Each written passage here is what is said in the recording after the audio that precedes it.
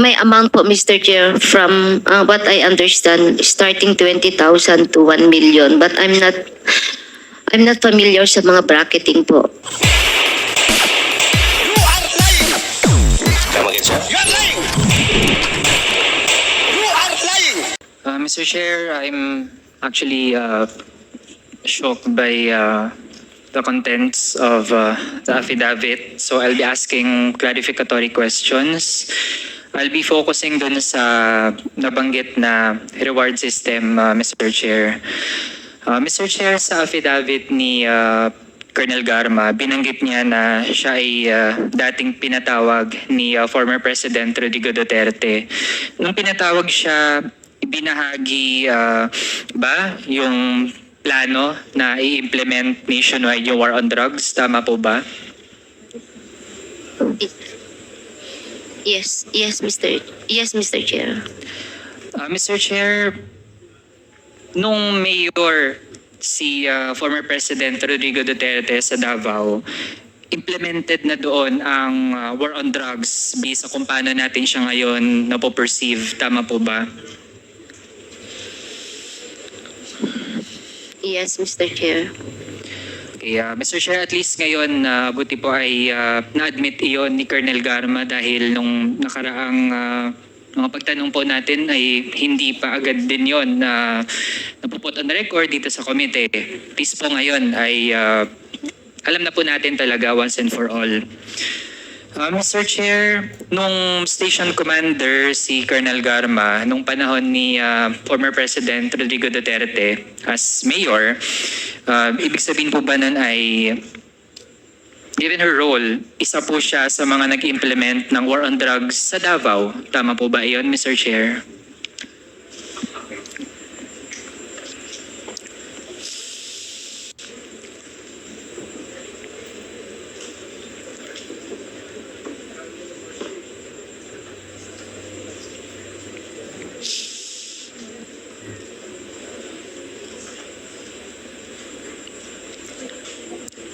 No?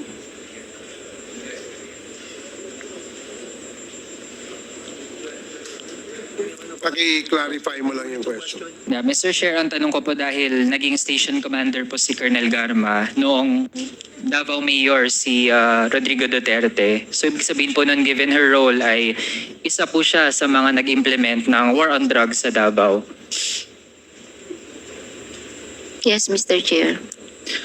Mr. Chair, nag-implement po siya nun dahil kasama po siya dun sa mga na-mention kanina from NUPL, yung Davao Boys and Girls. Tama po ba, Mr. Chair? Thank you.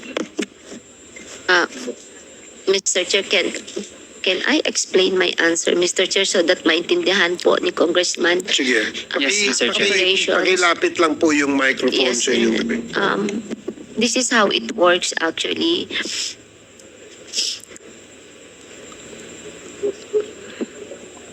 Pag mag-conduct po ng police operation, kasi po ang police, if the operation po is successful and you file the case in court, you will submit a report sa City Hall monthly at nakalagay po doon na na-file po yung kaso, nakalagay din po yung IS number po, proof na na-file po yung kaso and the details of the case. And once i-submit mo to, yung operational expenses po ay nare-refund. That's 5,000 pesos per case po, per operation. Ngayon po, kung malaki po yung operation mo at kailangan mo ng operational fund, gagawa ka ng co-plan, you will also request po sa City Hall for the funding of the operation plan.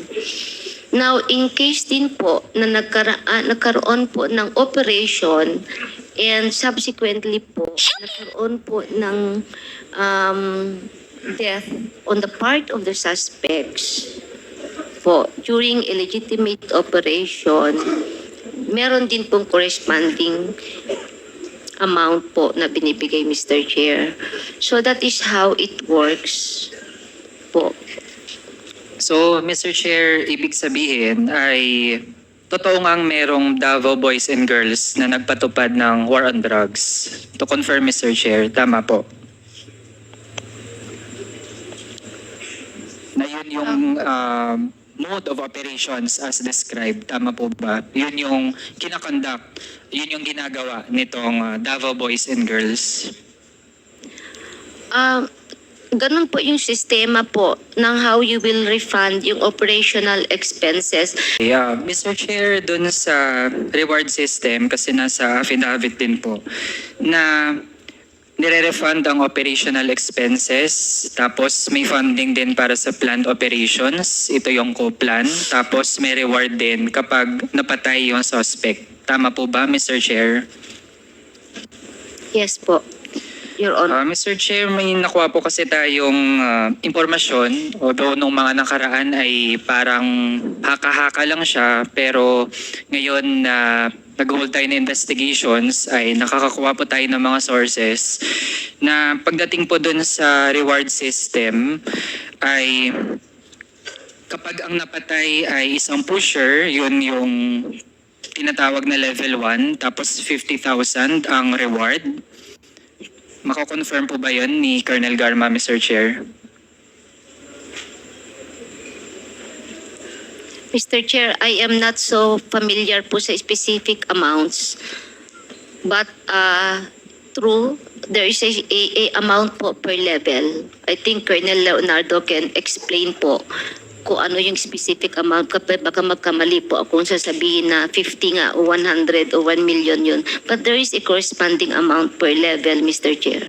Sige. Mr. Chair, sa information na nakuha natin ay merong 4 na levels.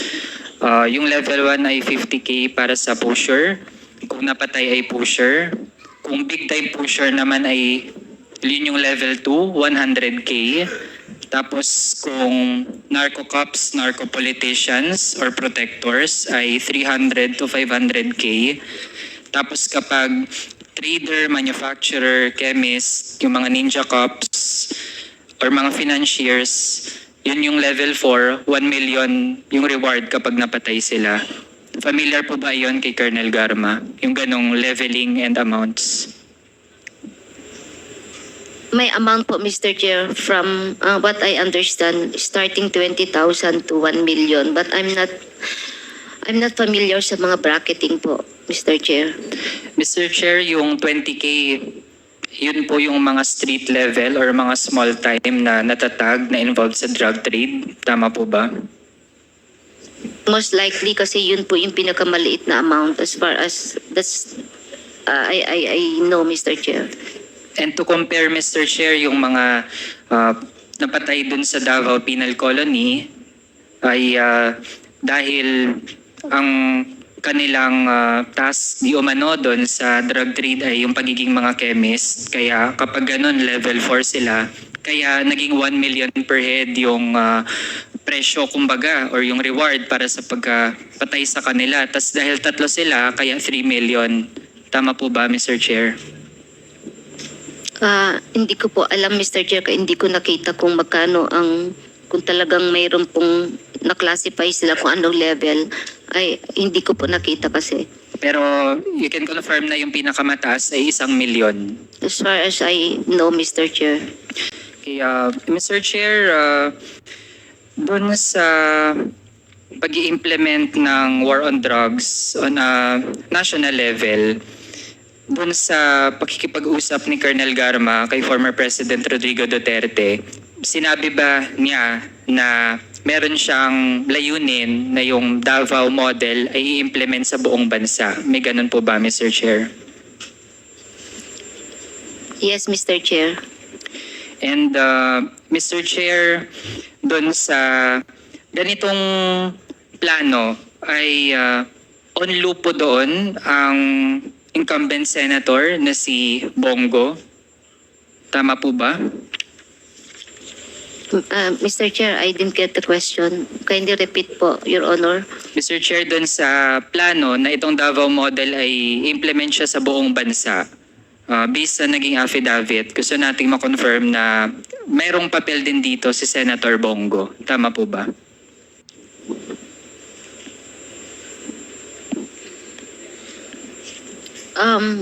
sa aking understanding, it would appear, Mr. Chair, kasi po siya ang minimit ni Sir Leonardo.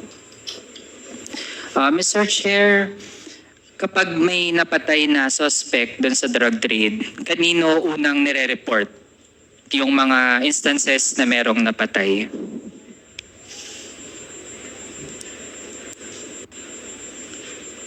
Sa ground kasi may gagawa ka ng report, Mr. Chair, spot report. And then, meron pong phone number na na-disseminate sa lahat po ng RD, PD, Chief of Police, kung saan po tinetext po yung result ng police operation. And these phone numbers are handled, hinahawakan po nung mga tao po ni Sir Leonardo. Ano po yung mga pamantayan dati para masabi na ang isang police station ay effective sa pag-conduct niya ng war on drugs? Meron kasing sa amin nung sa Davao kasi po, it depends po kasi sa station na hinahawakan mo kasi naka-profile na po yan kung anong classification po ng drugs, kung infested po ba ng drugs yung mga barangay. So meron na pong projection po. Kasi meron po kami noong tinatawag na yung may baseline po kasi kami na naka-establish during that time. So projected po kung ilan ang possible arrest mo every month, Mr. Chair. But of course, dumarating din po yung point na wala ka na mahuli o sobrang baba. Depende kasi sa performance din ng patrol sa area as part of preventing po yung occurrence po ng illegal drug trade. So mamimili ka lang naman mag-ooperate ka o intensify mo ang police patrol para wala kang mahuli at hindi po matuloy mangyari ang bentahan po ng droga. You just choose between the two naman po. Kaya Mr. Chair, yun yung tungkol sa reward system kapag may napatay na mga suspect. Kahit nga we would like to underscore na mga suspect pa lang yun. Mr. Chair, pagdating dun sa funding ng mga planned operations, sino po ang nagfa-fund ng mga ganong operasyon, yung tinatawag na co-plan batay dun sa affidavit? What I understand pong alam ko po, pag malalaking police operation, the case operation plan ay sinasubmit po kay Sir Leonardo for funding. And I think si Sir Leonardo po maka-explain kung saan po galing ang pondo, Mr. Chair. Mr. Chair, sa pagkakaalam ni Colonel Garma, meron bang mga private individuals or corporations na nagbibigay din ng, kumbaga, we can say, donation para sa ganitong mga planned operations? I'm not aware, Mr. Chair. Wala akong alam po.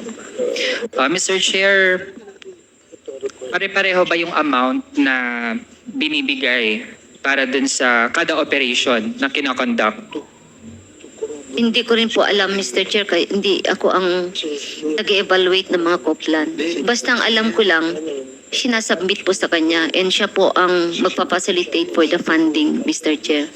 Okay, and Mr. Chair, dun sa pangatlong tipo ng itong paggamit ng pera for these plans, yung refund for operational expenses, ano-ano pong mga tipo ng expenses ito? Kasi kung nire-refund siya, ibig sabihin, meron munang nag-aabono? Ganun po ba ang sistema sa pag-conduct ng mga operations?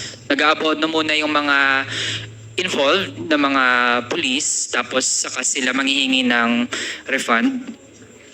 I will explain further, Mr. Chair. Yung real McCoy kasi sa ground, Mr. Chair. The real talk po tayo sa ground. Talaga namang wala pong pondo talaga. Mag-aabono ka talaga. Pati bypass money, mag-aabono ang chief of police diyan para mamarkahin yan. Kung minsan nasusunog na itatakbo, wala na. Tapos wala kang mahuli, hindi mo talaga marerefund yung pera mo. So talagang abonado ang chief of police at saka mga operatiba. That is why in Davao, once successful po ang police operation na file mo ang kaso, may IS number po, proof that you filed the case, i-refund po ng 5,000 pesos yung mga expenses like photocopy, buy bus money, payment for the agent, pagkain po ng suspect pag dinala mo po sa court. Kasi maghihintay ka rin, tatagal ka rin sa korte. So those are the expenses which is very decent enough naman. Just enough para lang maibalik at ma-refund po yung mga personal expenses na nagastos po ng Chief of Police o ng mga operatiba during police operation, Mr. Chair. Mr. Chair, dun sa mga nagpapa-refund for operational expenses, saan o kanino kinukuha yung mga pang-refund na mga amounts? Are we referring to the national scope, Mr. Chair? My question lang, or Davao? Sa Davao, Davao Mr. Chair. noon, we have to submit the after activity report sa City Hall po. And then may pipirmahan kang voucher na ma-refund yung lahat ng expenses. How about nung naging national na or nationwide na yung scale ng implementation ng war on drugs? Kanino din kinukuha yung refund? Lahat po ay kay Colonel Leonardo, Mr. Chair. Kaya naman pala ganado yung mga sangkot na mga pulis na kapag neutralization talaga ang layunin ay pumatay dahil pala ganun kalaki yung reward na kanila makukuha, Mr. Chair. So yun muna sa ngayon. Maraming salamat.